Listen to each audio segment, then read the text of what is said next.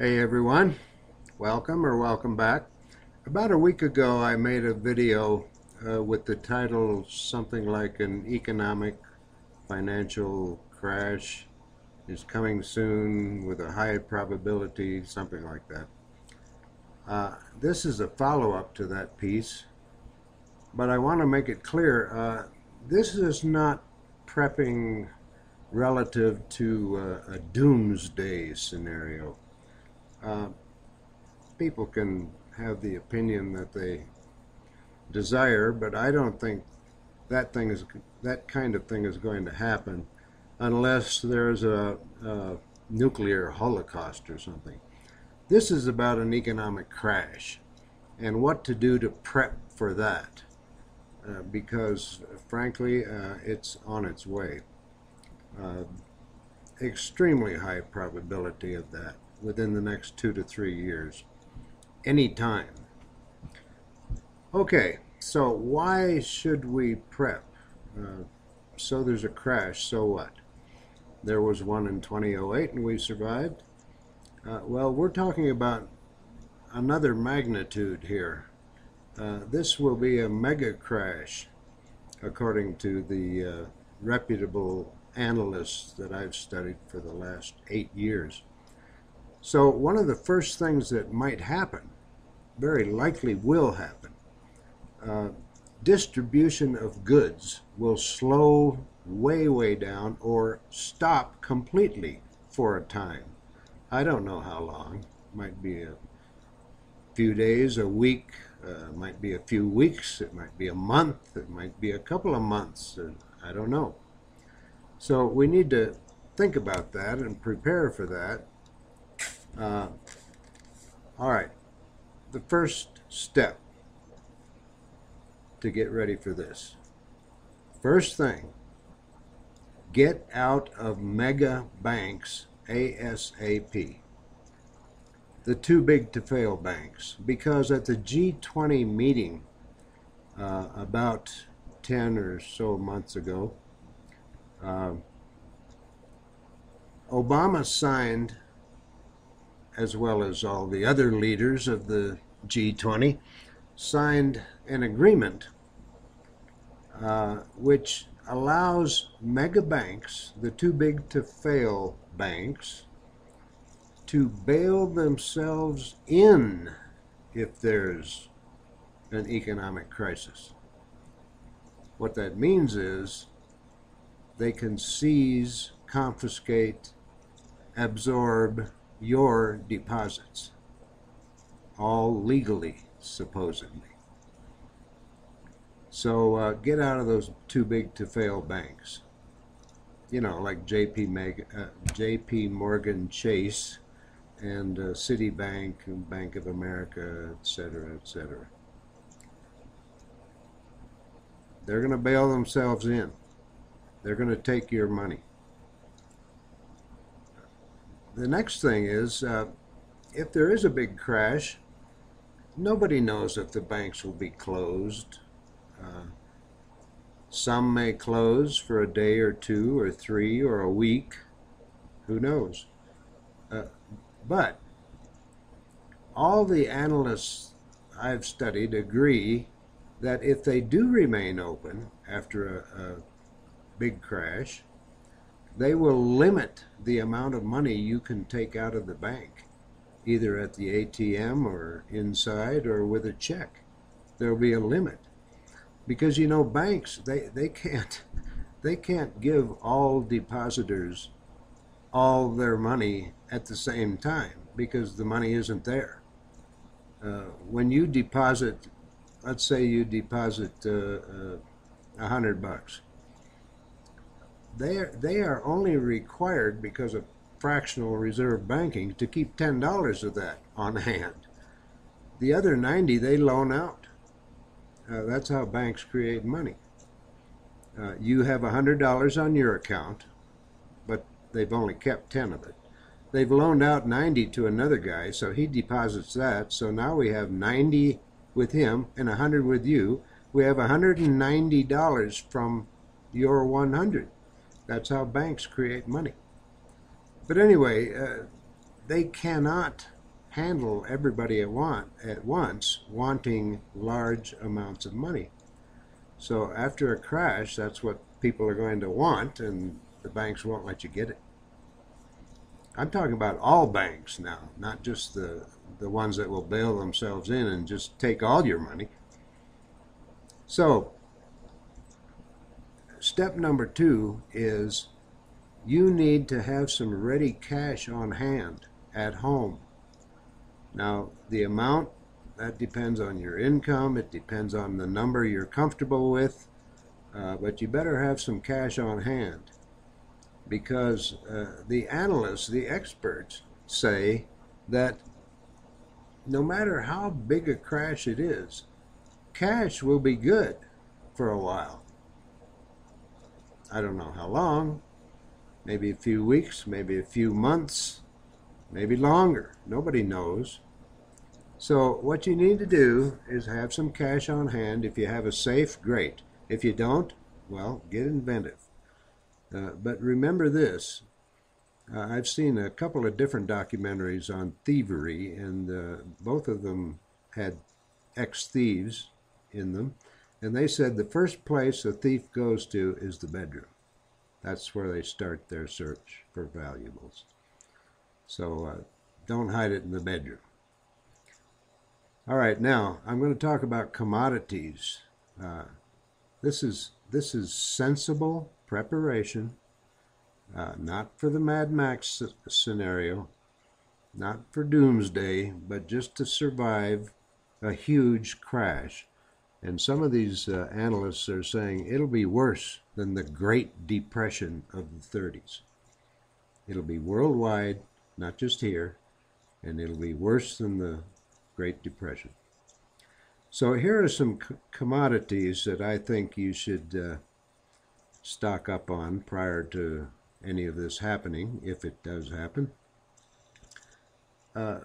Food seeds. Now, not all of you can have a garden space, but a lot of you can. You have some patch of ground, whether you're in the suburbs or maybe even in the city. And even if you aren't, if you're in an apartment, let's say you're in an apartment in the city, you can still grow things indoors. Alfalfa sprouts, for example. There are little kits you can buy, and once you get the basic kit, all you need is seeds after that. Alfalfa sprouts make a great salad. All right, food seeds, warm clothing. You don't know if the power is going to be on or off. Nobody knows that. You don't know if you'll be able to pay your power bill, because maybe you can't get access to your money. Blankets, or better yet, a sleeping bag for everyone in your household. Water filters. If you don't want to go the filter route, other than like a coffee filter just to get out debris, you can have a gallon of bleach on hand, household bleach. A few drops of that in a gallon of water will sterilize it, and you can drink it. Here's an important one. Over-the-counter medicines. Have some extra medicines stocked up, just in case this all happens. And pay attention to the expiration dates. You know, get the one farthest in the future that you can, and rotate these things out as time passes. Most of you will have a situation where you can use a 30-gallon poly rain barrel, polyethylene drum rain barrel, to collect rainwater. And you would, assuming you have some gutters on your roof, and then you have that downspout, well, just take out a section of the spout and put the rain barrel under it. That water may come in handy. Also, get a couple of 2-gallon buckets. even if in a worst case scenario your water gets shut off to your house for various reasons, if you have that rain barrel or some other source of water, you can flush a toilet by pouring 2 gallons, not 1, not 3, but 2 gallons of water directly into the bowl. That will flush a toilet. That's all you need. So get a 2-gallon bucket. Batteries, of course, candles. Don't forget toiletries. Stock up on bar soap, shampoo, toothpaste, etc. And don't forget toilet paper. Distribution may be at a complete stop. Your store will run out in a couple of days of goods. Who knows when distribution will start up again? Businesses have to have credit to operate, and credit will disappear for a time if this crash occurs. Firewood, if that's appropriate, if you have a fireplace or a wood stove or whatever. Matches, lighters, a little bit of gasoline would be, it would be wise to have that. Some motor oil, some blue ice. This is blue ice here.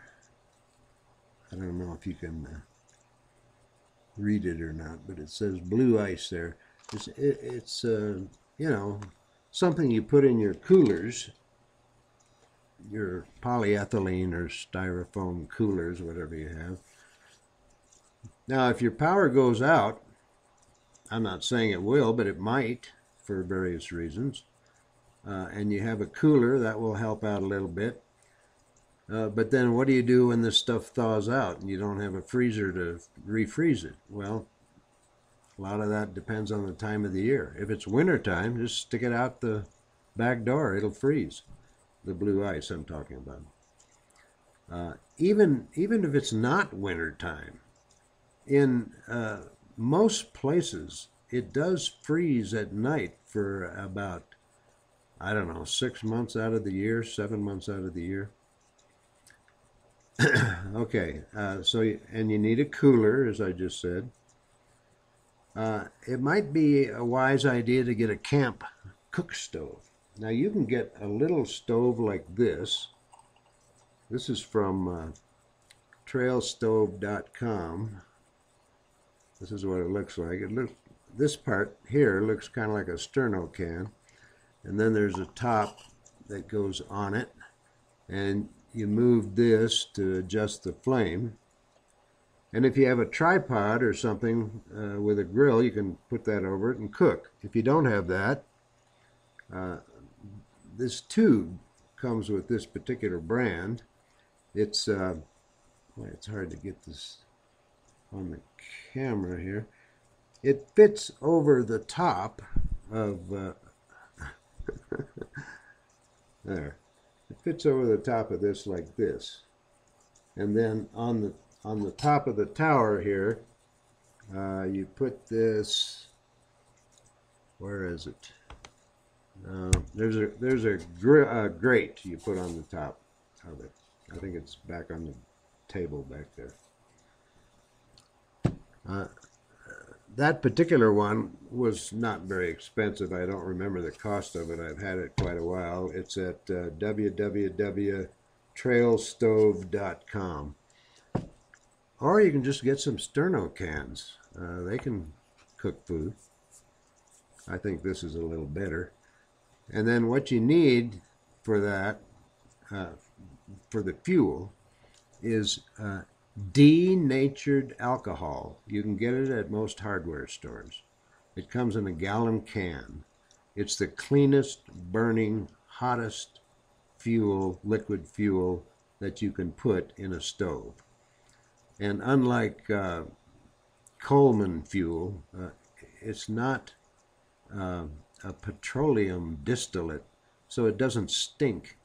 I've burned this little stove like this, just like this, without the tower, for years in my house to supplement my central heat in the wintertime. So I'm not dead, I'm still here. Okay. All right, next, you need some snap lock, preferably waterproof storage containers for food and various other things. Rope, twine, polycord, those would come in handy, especially if you're going to put in a garden. And if you can, definitely put in a garden. You need a sewing kit, you need a tarp or two. Not monstrous ones, but, you know, fairly good size. I can't even remember the size of the tarp I have, but it's pretty handy for a whole range of things. Don't forget extra dog and cat food. Stock up on that. 62% of us have a pet. And then if you're of a mind, you might want to get some silver rounds, some silver coins, because they could be used as money. Now, let me very quickly, because this is going longer than I wanted. Let me very quickly cover some foods. I think most people know what foods to get, but obviously you need some with a long shelf life. So here are some that will work well. Brown rice. Get a 10-pound bag of brown rice, or a few smaller bags. Oatmeal is good. Alfalfa sprouts I already mentioned. Now here's one you may or may not want to get, powdered milk. If you're out in the country and you have a cow, well, a milk cow, you're all set. Powdered milk isn't the greatest, but I'll tell you one thing. I've eaten cereal with just water, and cereal with powdered milk is much better. Beans, both canned and dry beans. Potatoes, both dried and whole potatoes. Powdered eggs, well, you know, they're not too bad. They're not great, but they're not too bad. Dehydrated fruits and vegetables. Honey. Honey is a great food, and you know, you can put it on toast, you can put it on whatever. It lasts essentially forever. It won't spoil. Nuts are nutritious, or get a big jar of peanut butter. And don't forget things like cinnamon. Cinnamon is great on oatmeal and other cereals. Don't forget salt and pepper and flour and whatever other spices you like. And then I would include some hard candy, even something like Tic Tacs, and gum and granola bars, just for a little variety in your eatery, your eats. Okay, that's about all I have. Just remember, if there's a severe economic crash, and it's highly probable that one is coming relatively soon, distribution of goods is going to slow way down or stop for some unknown period of time until they get credit up and running again. Businesses don't do business without credit. They just don't. The delivery guys that go to the stores, they're not going to be doing anything because no credit.